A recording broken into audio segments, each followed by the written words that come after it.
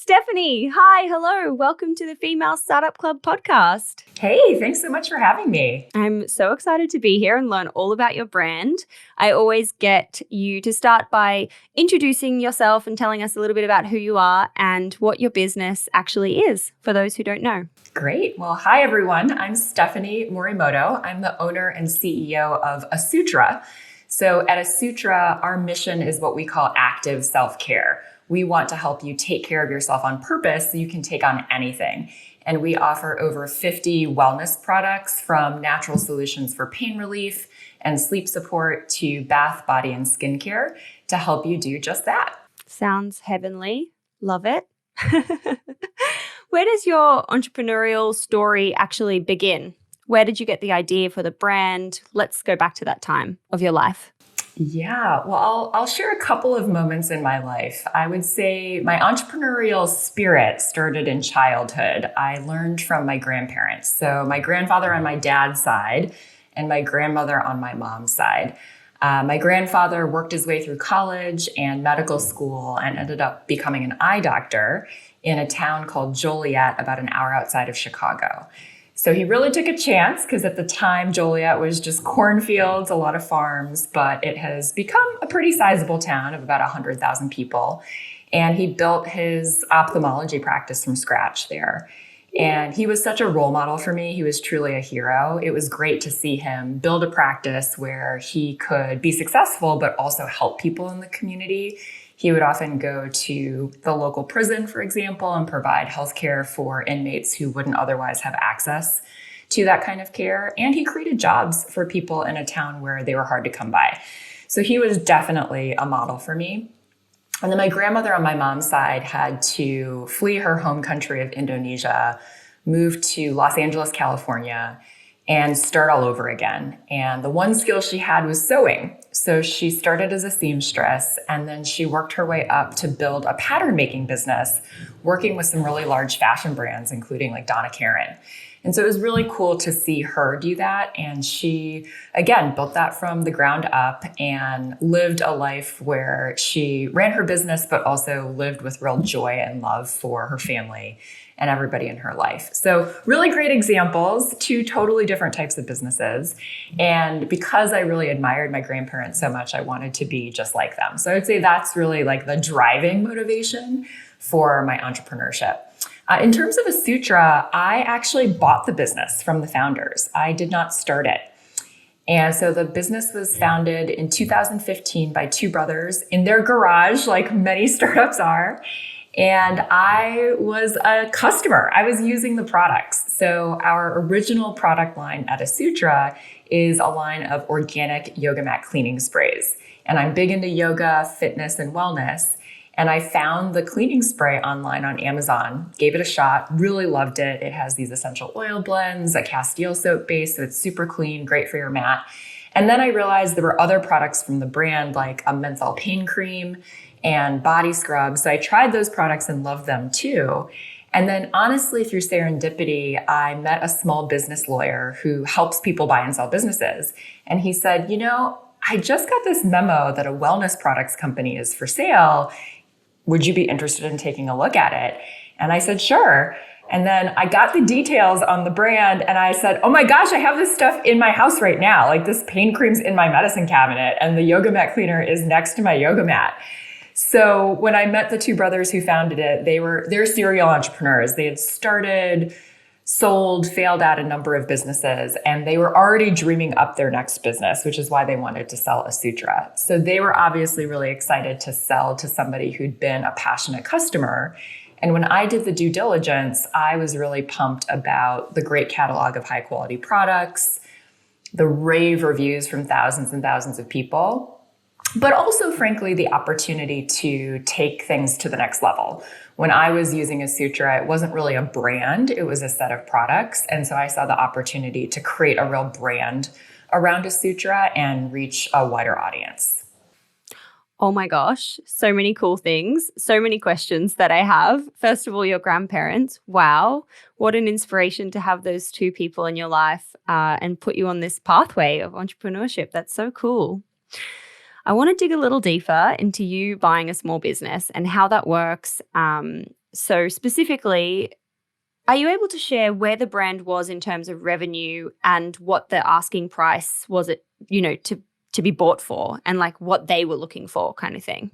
Yeah. So what I'll share is at the time of the business, they obviously started it from zero. It grew pretty rapidly, but it was still in the like low seven figures. And because the business was 99% on Amazon, so I should take a step back and share that the two brothers who started it, they started making this organic yoga mat cleaner in their garage. They threw it up on Etsy and eBay. And then somebody said, you should try to sell it on Amazon.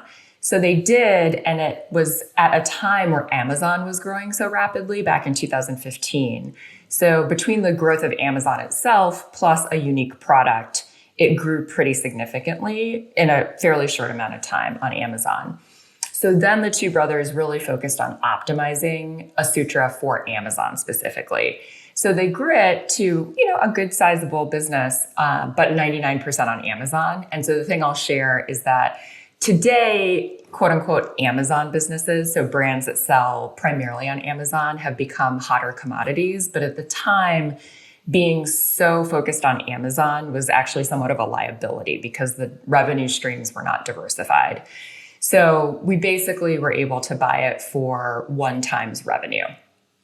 Whereas in other cases, you might be paying, 2 to 4 times revenue or 5 to 7 times EBITDA, so earnings before interest, tax, and depreciation. So I think we got a pretty good deal on it, if you will. And then the way that we were able to purchase it is we accessed, in the US, there is a government agency called the Small Business Administration. They offer government-backed loans to help people buy and sell small businesses. So we were able to access that loan to purchase the business. And then, of course, I put a down payment on it as well. Wow, that's so cool. How interesting. I love that for you. When you say, and as expected, you would go through a period of due diligence, what are you looking for in due diligence? And like, how long did that timeline take until you kind of felt like, oh, I'm actually going to do this? Like, I want the brand, or I want the business rather. Yeah. So we had been lucky in that a set of friends had actually done something similar. So I had a friend who was interested in buying a small business. They found one where the founder was ready to retire, but he didn't have anyone to hand it over to. And so they also did the same thing where they took an SBA-backed loan, they did the diligence, they bought the business, and then they started to take it to the next level and grow it and put better systems into place. So I was able to learn from their experience, which was great, and understand what they did in the due diligence period. Typically, when you're looking to buy a small business, you first sign what's called a letter of intent. It's a very simple letter that says, my intent, assuming that all the due diligence comes back positively, is to purchase this business by X date. And then once both parties, the seller and the prospective buyer, sign that LOI or letter of intent, then you have a period of exclusivity. So as the prospective buyer, you're the only one that gets to look at all the records and all the information to do due diligence. So you're not competing with somebody else during that process. So typically you sign that letter of intent first, and then you have anywhere from 60 to 90 days, depending on the business, to gather all the information and ask all the questions you want to determine whether you want to buy the business or not. It's also the timeline during which you would line up your loan paperwork or other financials to make sure that you actually have the cash on hand to buy the business. So that's how that process worked. And during that due diligence period, we looked at everything. I mean, we looked at the formulations of the products, we looked at the financials, we read all the customer reviews, we researched Amazon, we looked at other opportunities for growing the brand direct to consumer on our site, retail distribution. We really tried to learn every single thing that we could about the business. And based on that, we saw that one, there was a good cost structure. So the products were made with a good gross margin. And it seemed like we could probably even improve upon that from the standpoint of systematizing the production and potentially even working with other manufacturing partners.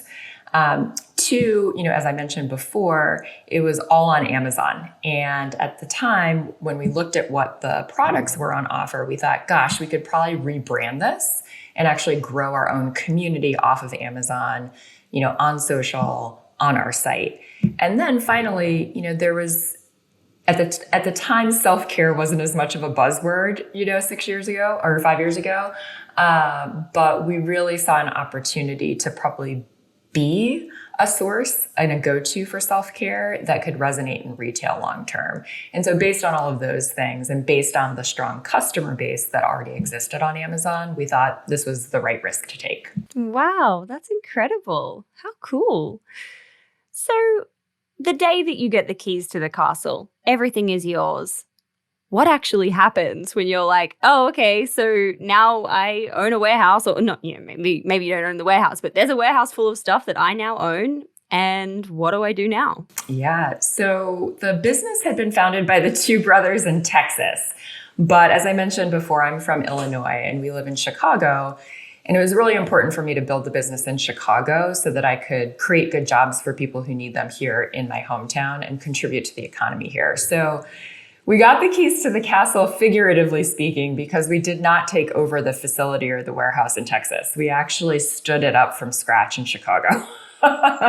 So we do rent our facility, had to find a great space and a great landlord. He was awesome in refurbishing it for our needs.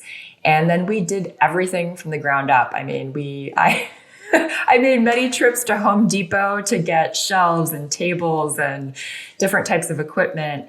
And we set it up from scratch. We also had to build a team from scratch. So I was really lucky to partner with a couple of nonprofits who work with people who've been kind of down on their luck and out of the workforce full time, but are looking to get back in. And through those nonprofits, I found a woman who had done a similar role, but in a smaller company, and was looking for a change. And she was one of the best hires I made. She was incredible. So she came on, took a risk, came on. She walked into an empty warehouse and shared my vision and said, oh yeah, we can do this together, and helped me build the team and the operation from there. When you have a brand that exists purely on Amazon, my guess is you didn't own any of the customer data. You needed to figure out a way to bring these people into the new space and the new world of your D2C store, or potentially, through retail partners and things like that. What was your launch strategy to try and start getting to know these customers and get them to your site? Yeah, great question. You're absolutely correct. So we're what's called a third-party seller on Amazon, which means that we don't own our customer data. We can only see order data and sales and things like that.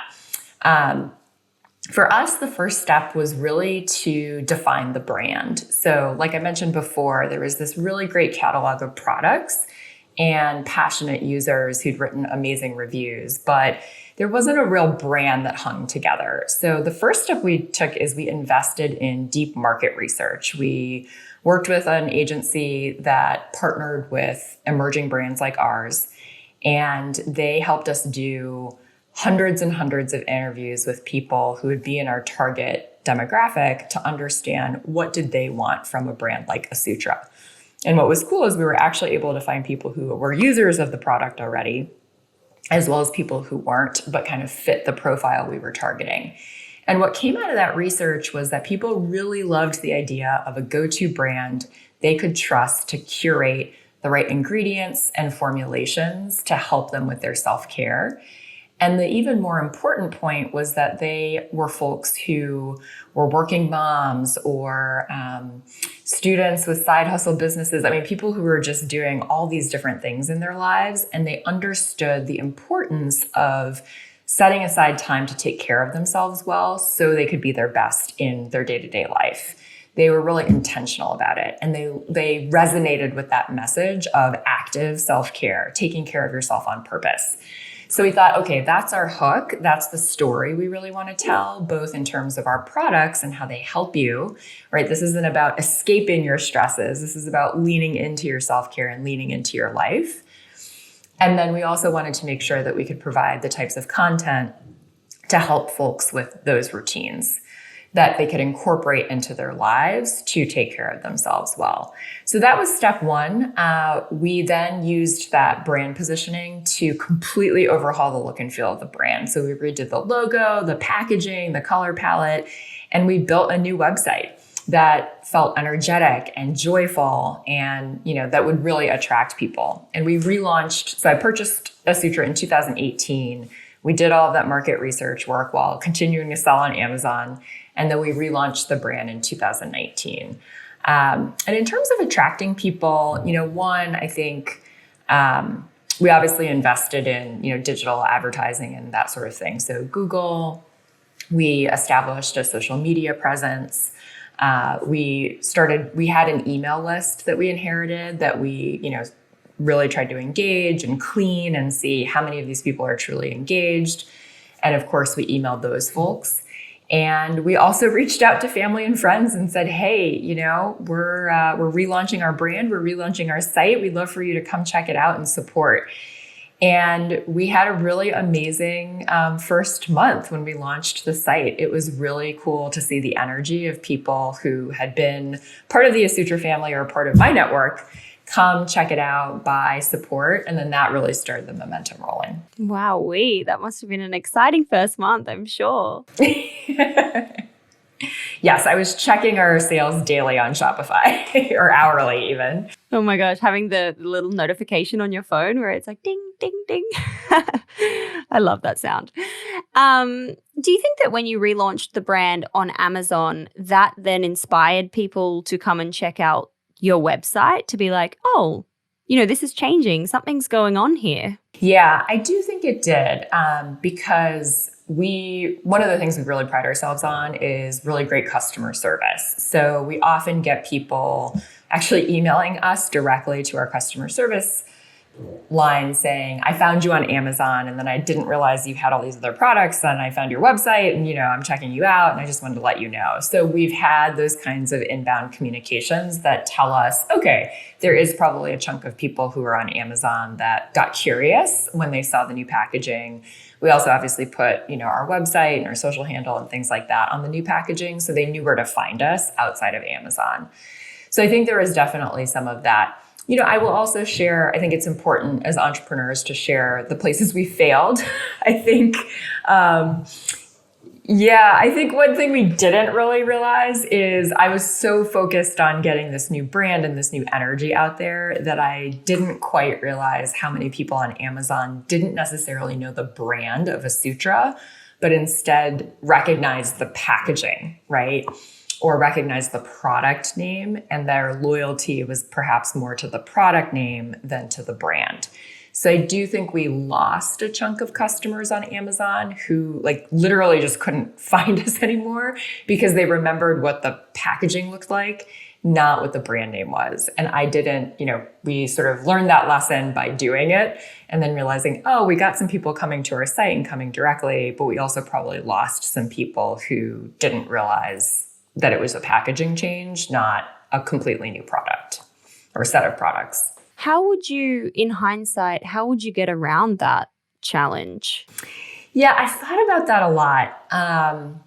I think one thing we could have done was phase the rebrand on Amazon. We really wanted, at the time when we talked about it as a team, we really wanted consistency because from an operational standpoint, it would have been really difficult to have, some of our products in the old packaging and some of our products in the new packaging.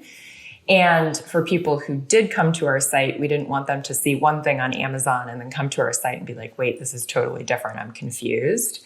So we did make the call to just make it consistent. So in retrospect, we could have phased it in, but I'm not sure that would have made sense from a brand standpoint. I think probably the bigger thing that I should have realized or that I would advise if anybody's going through something similar is just to recognize, to better understand, do people really know the brand or do they know a specific product? And with any rebrand, I think you will probably lose some people because they're used to the old thing. Or, a lot of folks just see new packaging and they assume something has changed with the product, even if you communicate with them that that's not the case. And so if you expect that you'll lose some small percentage of people, what are the things that you can do to try to make up for that in other channels? Got it. Wow. Goodness. Thanks for sharing that. Yeah, of course. When you look back since you relaunched in 2018, what have been the key moments of growth that sort of leapt you forward? Yeah. So one is definitely our site. I mean, like I mentioned, when I bought Asutra, we had almost no sales on our website. It wasn't very easy to navigate. It was just not a great shopping experience. So we've been able to grow that pretty rapidly over the past couple of years, which has been awesome. And the great thing is, I think we've also built a very loyal and engaged customer base on our site, which has been great. One of the key milestones that has been awesome for growth in our site is we've been very lucky to be featured on Good Morning America a couple of times and the Today Show. And we've done the Good Morning America Deals and Steals segment. And what's great about that is it's a great way to introduce a very large audience to your brand and your products. They can go on to the Good Morning America Deals and Steals site and buy your product, at 50% off, for example. So it's a great way to trial, to get people to trial. And then you also get their emails. And so what's so awesome about that is then you can communicate with them directly. And what we've seen with people who found us on Good Morning America is they try our products because they're getting a great deal the first time. They read our emails at a much higher rate than our total customer base. And they've actually come back and bought a lot more than our average customer as well. So they're like a really great customer base where they discover us in that way. They try it, they love it, and then they're repeat purchasing at a really good rate. The second moment, I would say, or the second thing that has catapulted our growth is retail distribution. So also when I bought Asutra, there was zero retail distribution. It was all, again, on Amazon for the most part. And yet we really thought there was a great opportunity for retail. One of our values at Asutra is accessibility. We want to provide great natural ingredients, formulations that work at an accessible price. And part of accessibility is also just literally being able to see it and buy it, right? And so being in bricks and mortar retail stores was something that we always wanted to do and had in mind when we did the rebrand. So when we did our rebrand, we did it with the goal of getting into Target. We thought our brand could be perfect for Target, and we designed it so that it could look great on the shelf in Target.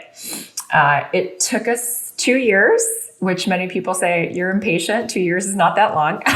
But we launched nationwide in all Target stores about 6 weeks ago with our pain relief and sleep support collection. So we're really psyched about that. But we actually started with CVS. So we started with 400 CVS stores in a test. They then launched us in 4,000 CVS stores. Now we're in Target. And then we work with some other smaller retailers as well. So now you literally are everywhere. Well, not quite everywhere yet, but yes, we're in a couple of the big ones that we really wanted to be in. You're in all the places. I want to circle back quickly to the Good Morning America segments that you've been on. How does one get on Good Morning America Deals and Steals? Is it a paid placement? Do you have to have a particular type of PR person? Do they come to you? How does that work?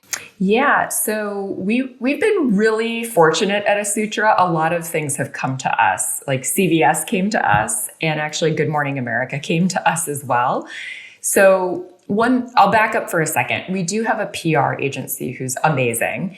They work with health and beauty brands. They have a lot of relationships. And so that was one investment we also made early on is earned media. So we don't pay for the placements, but they pitch us our brand story and our new product launches to different publications.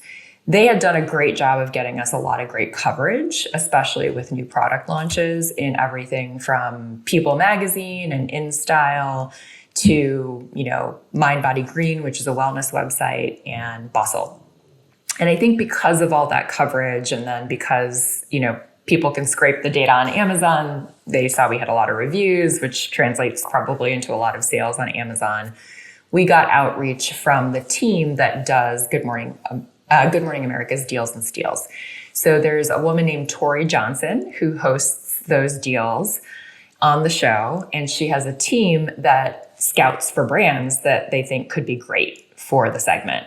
So we actually got an inbound request from them and said, hey, we've seen your brand. We love it. We think you could be a great fit. Would you ever want to do something with us?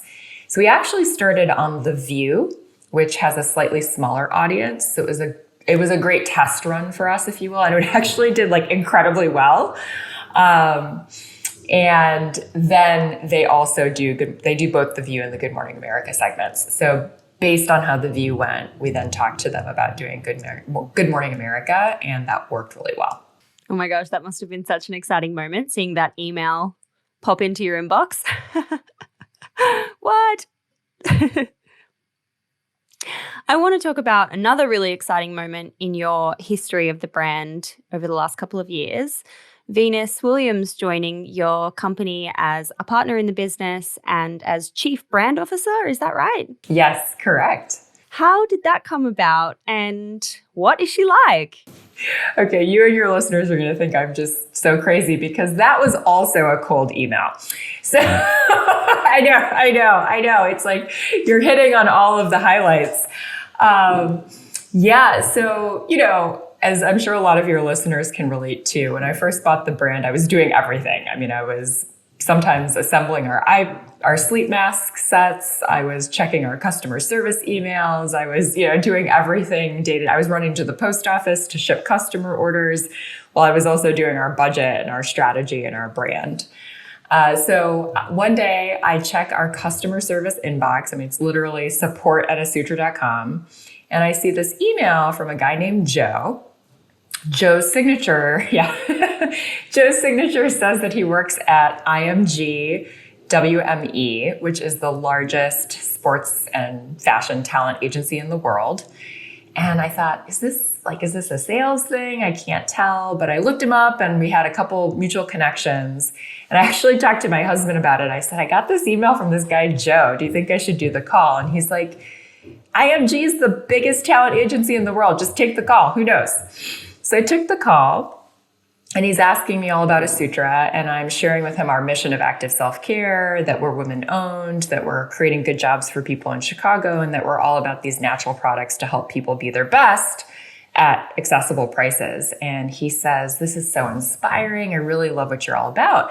And I said, Joe, I've loved this conversation, but I'm just curious. How did you find out about us? And he said, well, you're probably not going to believe this, but Venus Williams uses your products and she asked us to find out more about you. And my jaw just dropped. I was like, what? And he said, yeah, you're right. He said her trainer found your pain relief creams online, on Amazon, actually. And she's been using them as a part of her training regimen. And she had never heard of Asutra. So she said, hey, find out more about this brand. I'm kind of curious. So anyway, fast forward, conversations ensue with Joe and his team.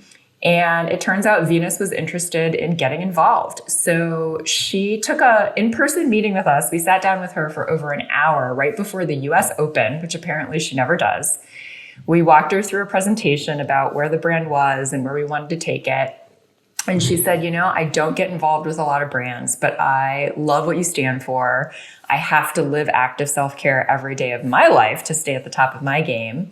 She runs 2 of her own businesses as well, so she's an entrepreneur. And she said, I really love to get involved. And she wanted a real role. So we named her our chief brand officer in spring of 2019. She joined as a part owner and our CBO. And she's our main spokesperson. So she does press interviews, she announces new news on social, and she's just a great thought partner. I mean, because she runs her own businesses and because, as you're probably not surprised, she's very goal-oriented. She likes to win, right? She likes to set goals for herself, for the business, and she likes to provide insight and advice based on her own experience. So she's been great to work with. Oh my goodness, what a story. That is one for the grandkids. Holy moly. Love that for you and for her. Where is the business today and what does, say, the next 12 months look like for you? Yeah. So, today we continue to have a strong business on Amazon. Our site is growing. In 2020, even with the pandemic, our site in 2020 grew 2x over 2019, and we continue to see strong growth in 2021. On the retail front, we're in, like I said, 4,000 CVS stores, 1,900 Target stores. We also sell globally with a retail partner called iHerb, which is a natural products online retailer that sells wellness products across the world. And we're going to be launching with some new retail partners here in the US as well. Grove Collaborative, which is also an online retailer focused on clean, natural products, and some specialty natural grocery store chains like Natural Grocers. So we're just really excited to get ourselves in front of an audience of people who like natural solutions, who want something different than just popping a pill to relieve their pain or get a good night's sleep. For us, I think our big goal is really to just continue to grow sustainably. We have not raised outside capital, so we've bootstrapped the business, and we don't plan to in the near future. We want to continue reaching and engaging the audience that loves what we stand for, loves to be a part of the Asutra family, and grow that family. So for us this year, the big focus is making Target a success. We're off to a great start, but we have to continue growing that. Continuing to grow in niche markets and retailers like natural grocery store chains, where we can get in front of that consumer that's looking for natural solutions. And potentially also think about more global expansion. We're already with iHerb. We get a lot of requests from people who want to buy our product in Indonesia or the Philippines or closer to home, Canada. Or in the EU. And so we're also looking at opportunities to do that. Oh, well, I'll cross my fingers. Are you still in touch with the two guys who started the business? Great question. Not really. Yeah, I'm sure they're like building 7 other businesses as we speak right now. I mean, they really are the most entrepreneurial guys I've ever met. They were great in being advisors in the first year. So they were, especially I would say the first 3 months when we were still learning everything. They were there to help us answer any and all questions. But, as time goes on, we obviously took the brand in a new direction. They, like I said, are probably building a bunch of other businesses already. So we're not in touch anymore. How exciting. What advice do you have for women who have a big idea and want to start their own business or buy a business? Yeah. Well, for me, I bought a business because I knew I wasn't a startup person. Everything I've done in my career has been taking something with promise to the next level. So I do think probably the first thing I always tell people is know yourself, really reflect on what type of leader, what type of entrepreneur are you, and where are you best suited to do the things you want to do, and think about that. So maybe it is buying a business because you don't like the 0 to 10 stage, right? You like the 10 to 50 stage.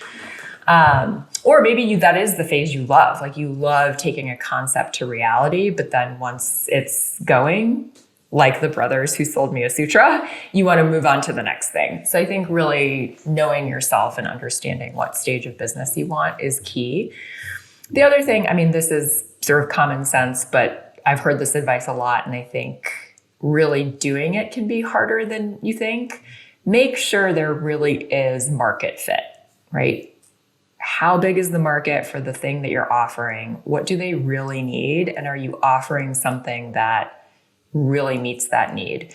Early on in Asutra, I got the chance to talk to the guy who founded RX Bar, a big protein bar business here that, grew from nothing and got sold to Unilever for lots of money. And he said, as an entrepreneur, it's really easy to believe your own bullshit. Like it's really easy to believe that what you're offering, everybody loves, but you really have to keep pushing yourself on that question. Are you growing against are you hitting your KPIs or your goals? Are you truly growing? Are you really reaching an ever widening audience who loves what you're offering? And if not, do you have the right idea, or do you perhaps have the right idea, but the execution isn't quite what it needs to be?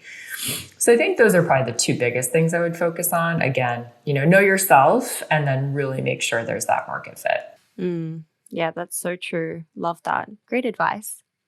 At the end of every episode, we ask a series of 6 quick questions. Some of it we might have already covered, but I ask them all the same. So question number 1 is, what's your why? Why do you do what you do? I really care about people being well. I think during the pandemic, what makes me hopeful is that a lot more people started to pay attention to their health and wellness and realize it wasn't something to take for granted. So that's really my why. I truly want to help people make time for more wellness in their lives and to achieve those goals. Absolutely. We all need to take a lot of self-care, especially after the last year. Goodness. Question number 2 is, what's been the number 1 marketing moment that made the business pop? That's a tougher question. I feel like it's really been more of a series of marketing moments. I think obviously bringing Venus onto the team was a huge lever. Just because she's on our team doesn't mean we get to sit back and relax. But I do think having Venus on board at such an early stage of the business was a real stamp of credibility. People felt like, well, if Venus is signing on to this, then this is worth looking at. And that really helped us both reach a broader audience direct to consumer and have that credibility off the bat, but I think also get press, get in the door with retailers, and then start that flywheel going. Absolutely. Question number 3 is, where do you hang out to get smarter? What are you reading or listening to or subscribing to at the moment? I love this email newsletter it's called the DTC newsletter. And I think it's run by an agency called Pilot House, but they just have really good nuggets every week, whether it's how to make the most of TikTok or how to deal with the new iOS opt-out, opt-in rollout on Facebook, to deep dives on email marketing and literally the copy and the creative that works. I need to check it out. I know what you're talking about because my husband reads it and I actually haven't signed up myself. So I'm going to sign up after this. Question number 4 is, how do you win the day? What are your AM or PM rituals and habits that keep you feeling happy and successful and motivated? I would say 2 things. Yeah, exactly. I love that question. For me, 2 things. Sleep. Number 1, sleep is so important. I think we live in a culture that almost makes you a hero if you don't need a lot of sleep. And yet most of us are sleep deprived. You're a better leader, entrepreneur, person. You're more patient. You're more creative if you get enough sleep. So I get 8 to 9 hours of sleep a day. And then movement. I think movement, whether it's doing a weight workout, doing yoga, taking a walk even, is also so important for getting your body moving and being healthy. Yeah, I agree so much on both of those. I've really been trying to make such a big effort with my sleep and going to bed earlier so I can wake up feeling refreshed versus waking up being like, oh my God, I can't get out of bed right now. This sucks. It's a tough one though to change that habit to go to bed earlier. I actually struggled for the first few weeks. Well, here's a tip if you can make yourself do it. Actually force yourself to wake up at the same time every day, even the weekends, because even if you end up going to bed at 1 a.m, but you're forcing yourself to get up at 6 or 7, then eventually you will just be tired enough that you will go to bed earlier. Interesting. Great. Thanks. Love that. I'll give that a try. 6 a.m. on a Saturday doesn't feel great, but I can try that. I know, but give it a couple weeks. Question number 5 is, if you were given $1,000 no strings attached grant today, where would you spend it? I think I would spend it on product development. For us, the right products and the formulations that work and being sort of at the right part in the trend line has been a real driver of growth. For us, I would say our customers are not the edgiest, right? They're not the ones looking for like the brand new wellness trend or the brand new skincare trend, but they're definitely willing to try new ingredients or new formulations and then incorporate them into their routines. So being able to research like what would be the next thing that really helps people with their skincare routine or recovering faster after exercise would be great. Got it. And question number 6, last question, is how do you deal with failure? What's your mindset and approach when things don't go to plan? Yeah. I think I'm blessed with a very short memory when things don't go well. So I do have to say that. And I think that is important as an entrepreneur because you do fail a lot and you've just got to be able to pick yourself up and move on. For me, it's all about learning. Like, what did we learn from that? And how do we incorporate that into the future? And how do we ideally not make, if it was a mistake, how do we not make that same mistake again? And I really do think if you aren't blessed with a short memory naturally, I think training yourself to do that, because you can't spend a lot of energy and time beating yourself up over the failure. You really just have to learn from it and then move on. Yep, love that. I have a short-term memory in general, so that works just fine. Well, you got to remember the good stuff, That's what keeps you going. That's true. Stephanie, thank you so much for taking the time to come on the show today and share your story and what you've been building with Asutra. It sounds super cool, and I can't wait for it to launch into London and the UK. Us too. Well, thank you so much for having me. This was such a fun conversation.